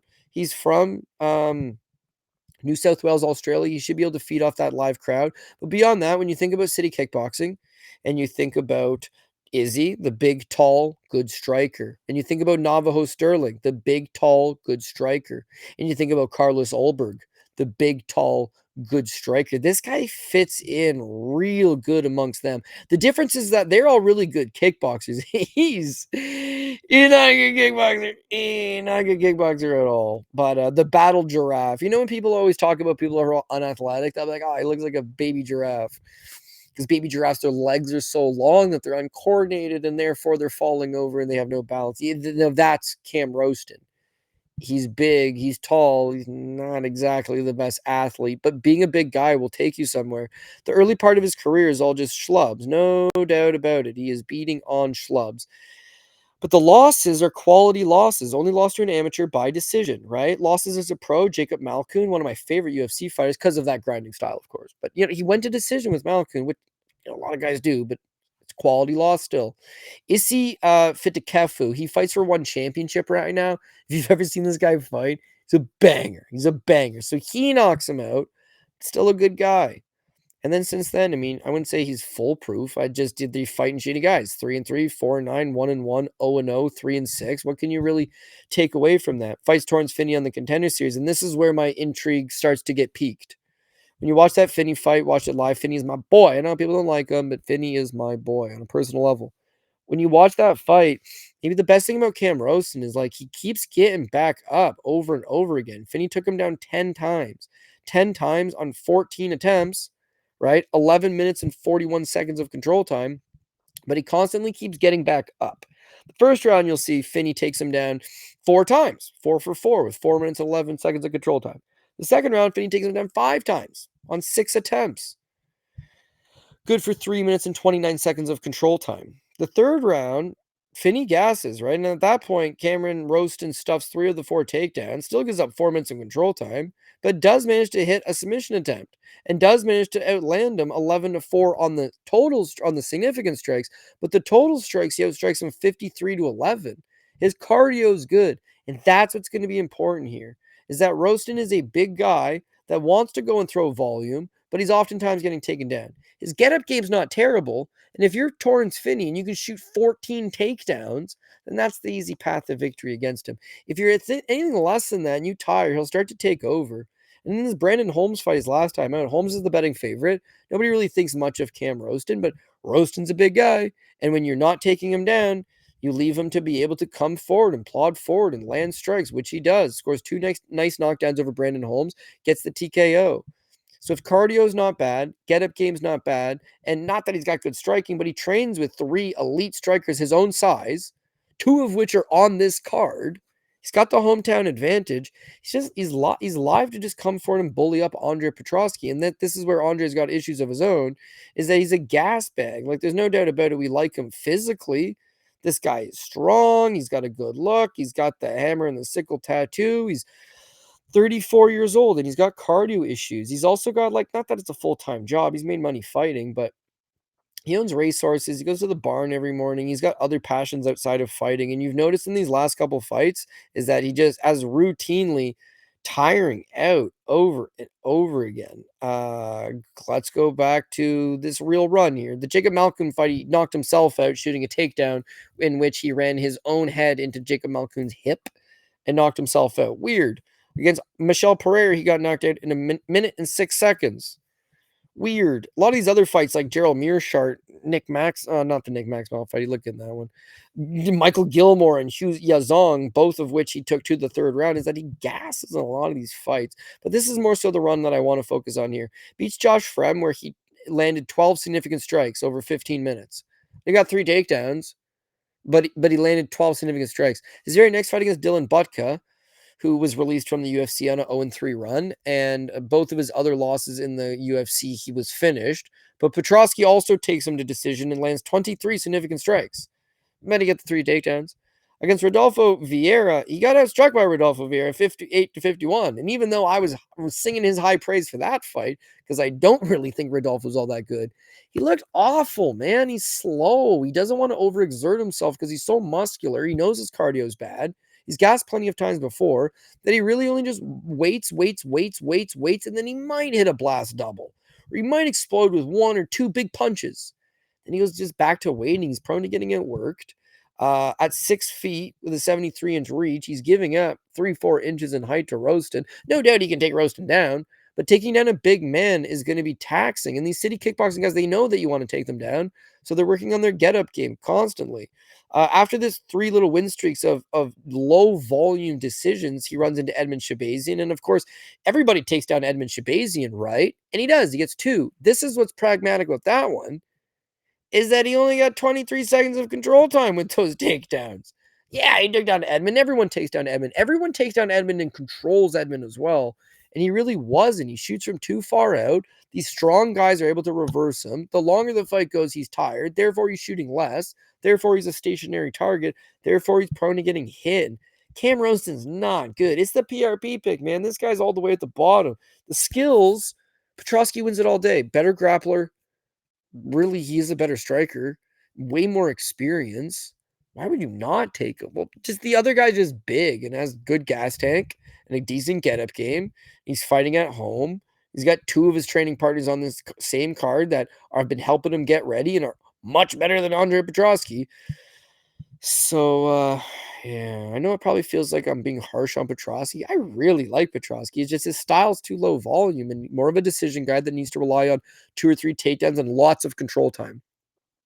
Finney got lots of takedowns, got most of his control time up against the cage. I don't know that he's gonna hold him up against the cage. He likes to getting takedowns and settling up in like, half guard or his position like that.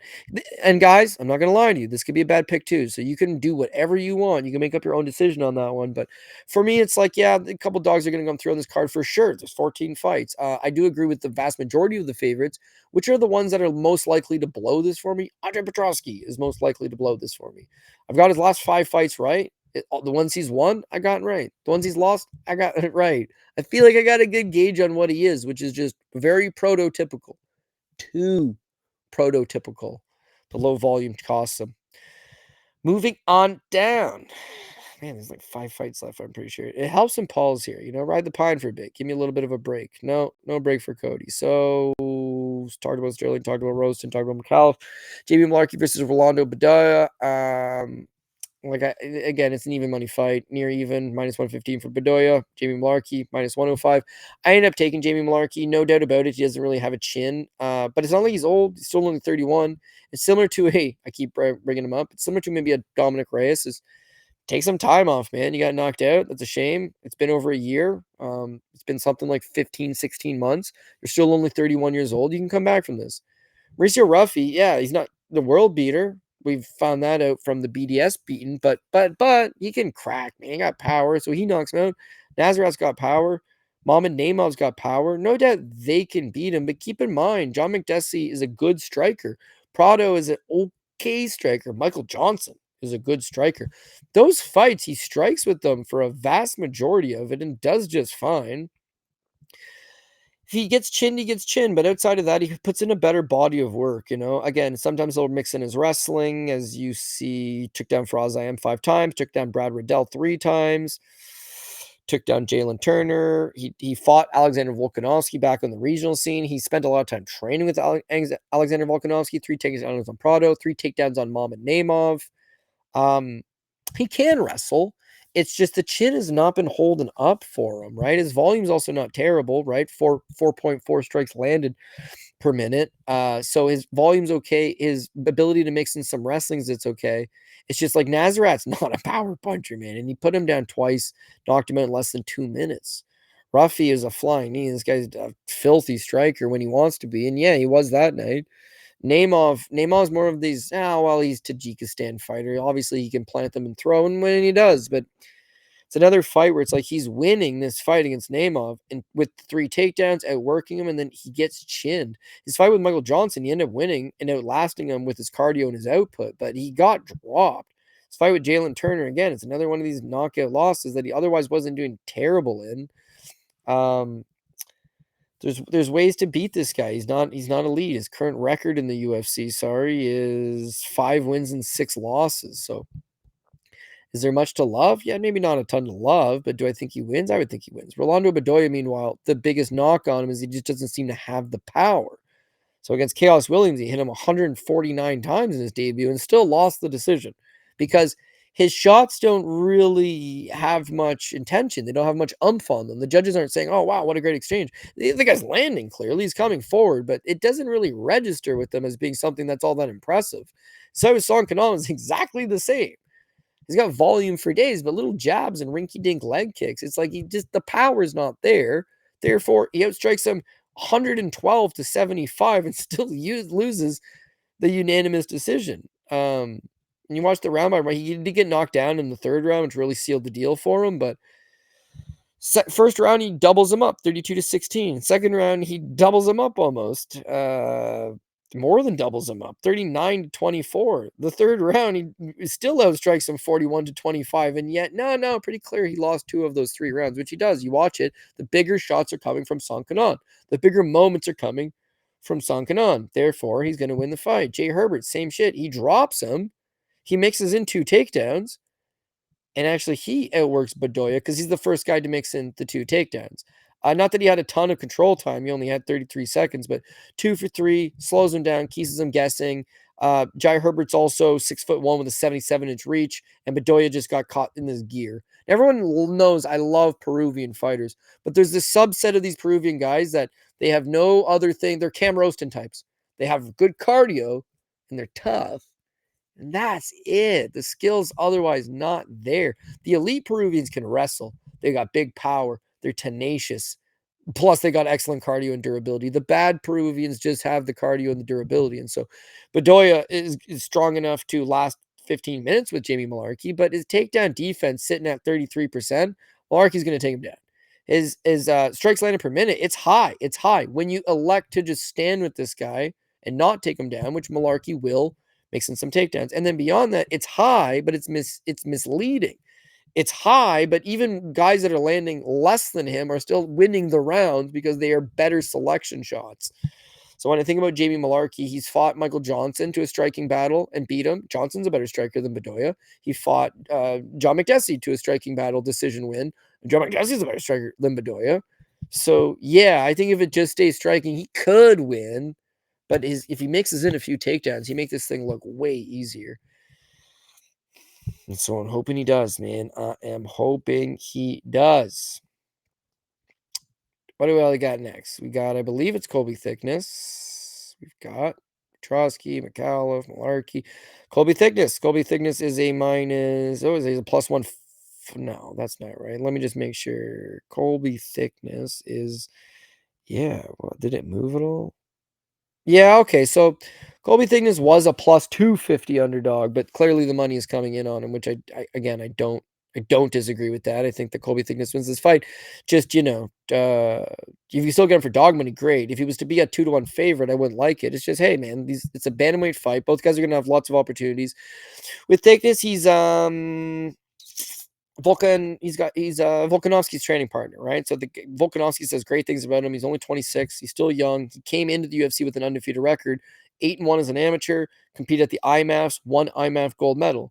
As a pro, he's not looking to fight bad guys. Who's available? 4-0, a 7-3. You see that his striking is good. He moves well, seems to have some solid speed, seems to have some decent enough power, but also just like one of these wily guys. Good get-up game, good ability to keep his foot on the gas when need be. Is he physically strong? No. Is he prone to making mistakes? Yes. Is he experienced? Also no. So there's a drawback to him, but he's a young kid that's making improvements, right? Training every day with one of the sport's greatest and making those improvements. Comes in against Alexander Topuria. He's a +270 underdog.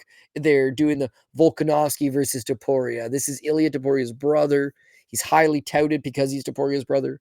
He's fighting Volkanovski's prodigy, which they're doing the draw line because Topuria fought Volkanovski. It's a whole good thing about it. And I thought he looked good, man. I thought he looked good. He lost the fight, but I thought he looked good.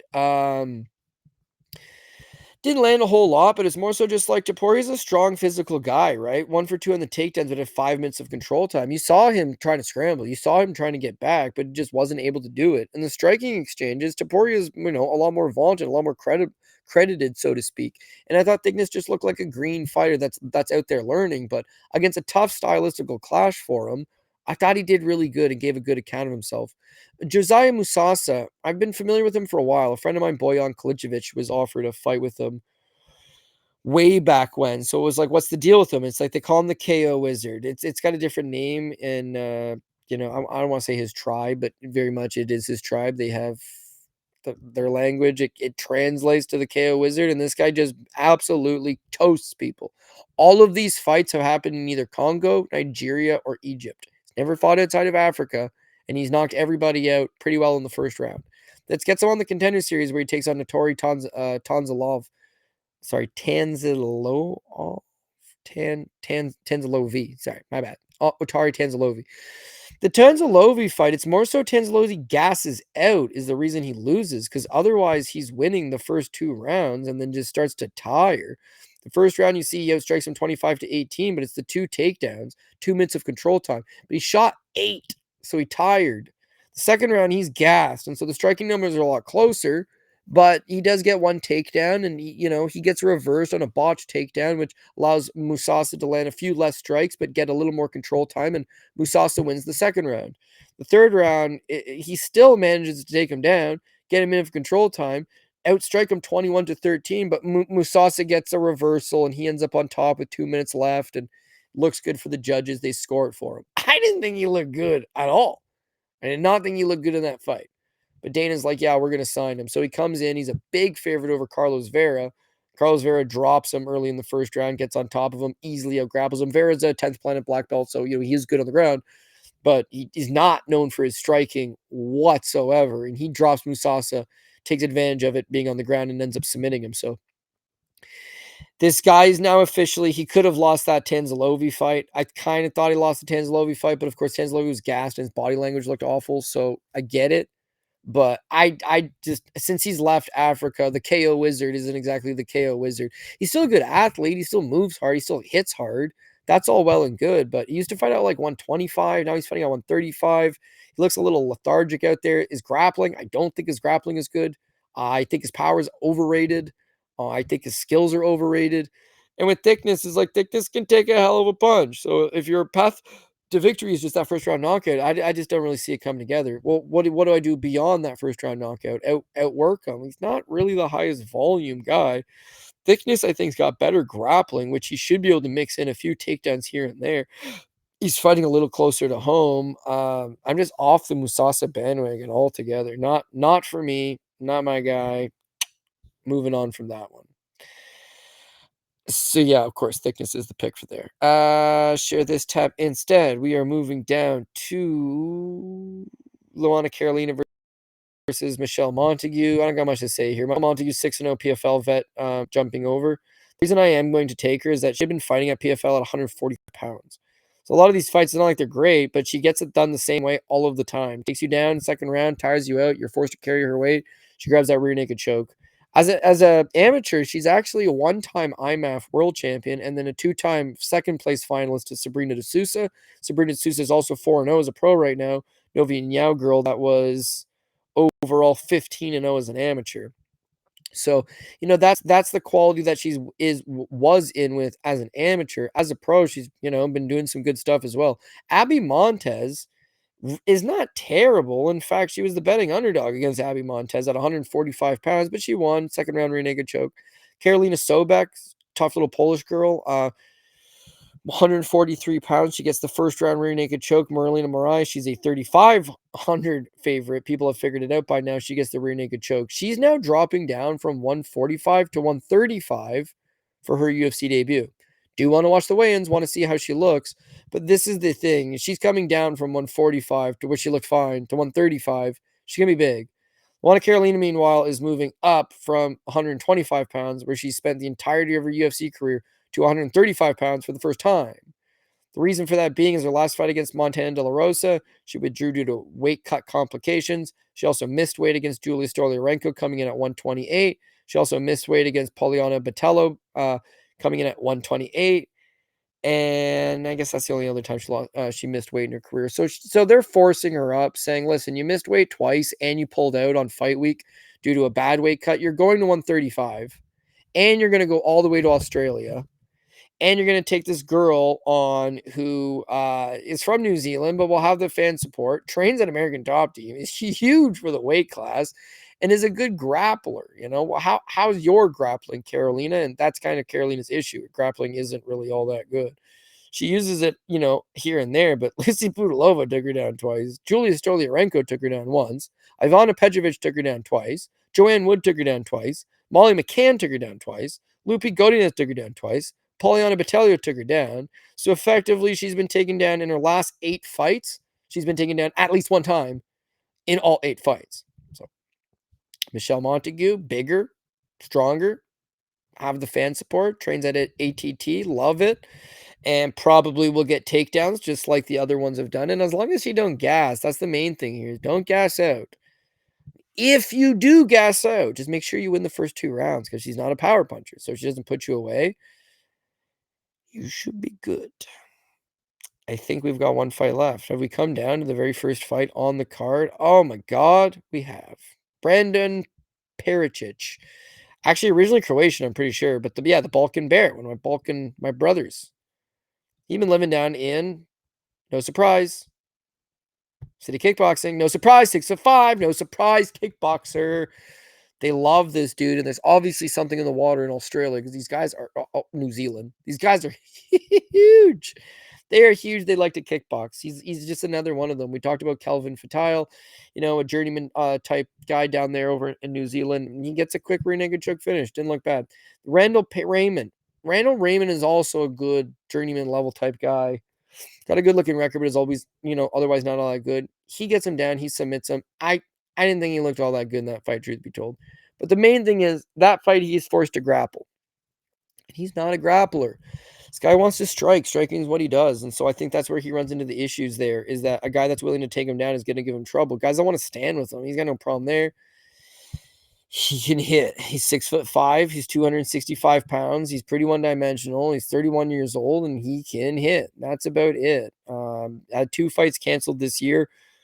One was on the Contender Series against Alicia Allison. They decided to just move the Ellison fight over to this UFC event, and that's it. It just got rebooked. Instead of being August, they moved it back 1 month over, and they're going to fight. He's got the hometown advantage now. He's got the city kickboxing background, and the New Zealand guys are going to be coming over, and people are going to be on board. I would believe, but all he is just a one-dimensional banger, man. There's really nothing more than that. Ellison is pretty well the exact same thing. He started out from Muckleshoot, undefeated as an amateur, turns pro, 3-7, 4-6. Against those guys, he beats. Against a guy that can take him down and grapple him, very similar to his counterpart in this fight, he's not good on the ground.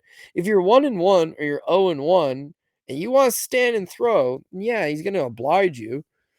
There's just really nothing to his game. So how does this one play out? Well, like I would say that Pericic can't grapple, but I would also say that neither can Ellison.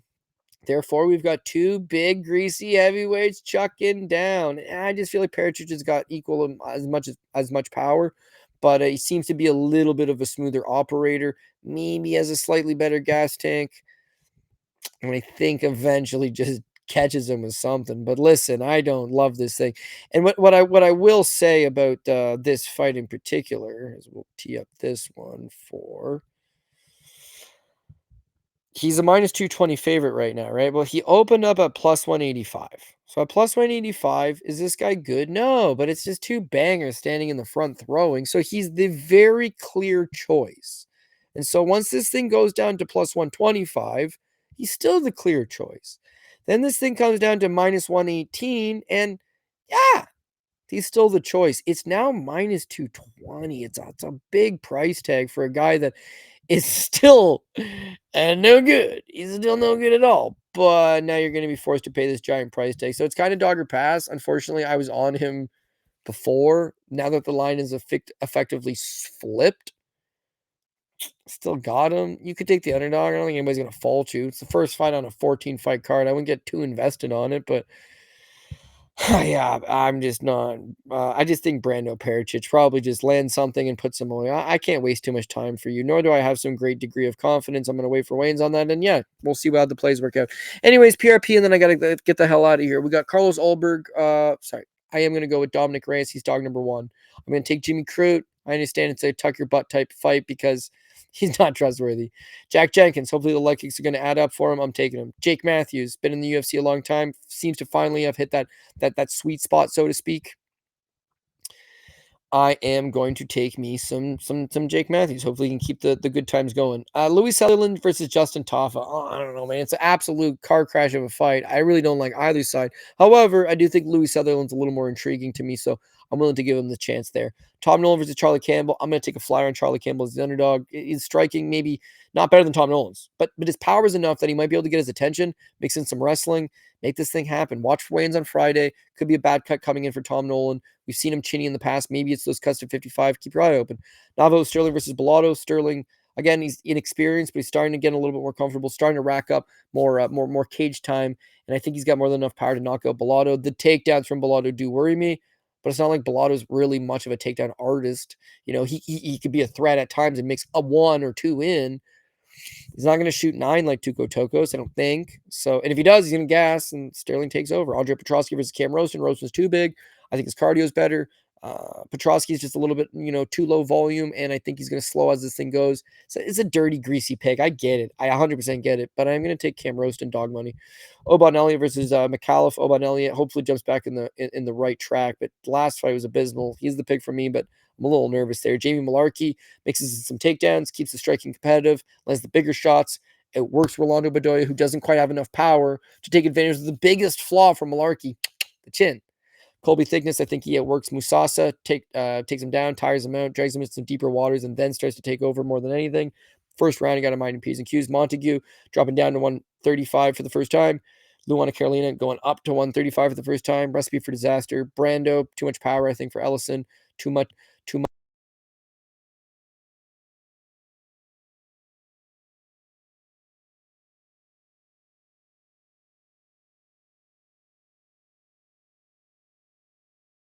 Unmute. Yeah, I'm not entirely sure what happened there, but I'm just telling you the PRP anyway. So yeah. Montague, Parrish, Alexa Thainera. The fights that I obviously do like. I like Thainera. I think Michelle handles business. Thickness, I think, will give some value.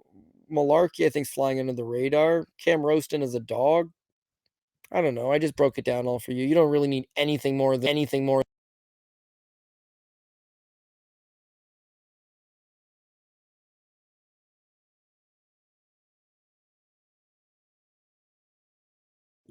That is it for me. Yeah, I'm out of here. Sorry, I'm sorry I had some like technical difficulties at the end there, but yeah, I'm done. That was the 14-5 PRP. Best of luck to everybody. If you are a member of the Bookie Beatdown Discord, yeah, let's just join over to the chat. If you're not a member of the Bookie Beatdown Discord, I would appreciate the support. Or if you just want to talk about fights that aren't necessarily always UFC. Then there's just so many other things to talk about: LFA and PFL and Cage Warriors and Tough Enough and Octagon MMA and KSW and Unified MMA in Canada and of course BFL, and there's just so many organizations going on. We love connecting them. We love talking about them. So yeah, if you do want more content, then yeah, just feel free to join over on there. If not, yeah, who cares? All good. Enjoy the picks for UFC Perth, and hopefully Contender Series went good as well by the time you are listening to this show. Anyways, that's it for me. I got to stop talking, stop rambling. My man Paul Shaughnessy's way better at the outros. Cody Saftic, not good at outros, but hopefully good at picks this week, and we can make a little bit of money. Best of luck to everyone. Cheers, guys.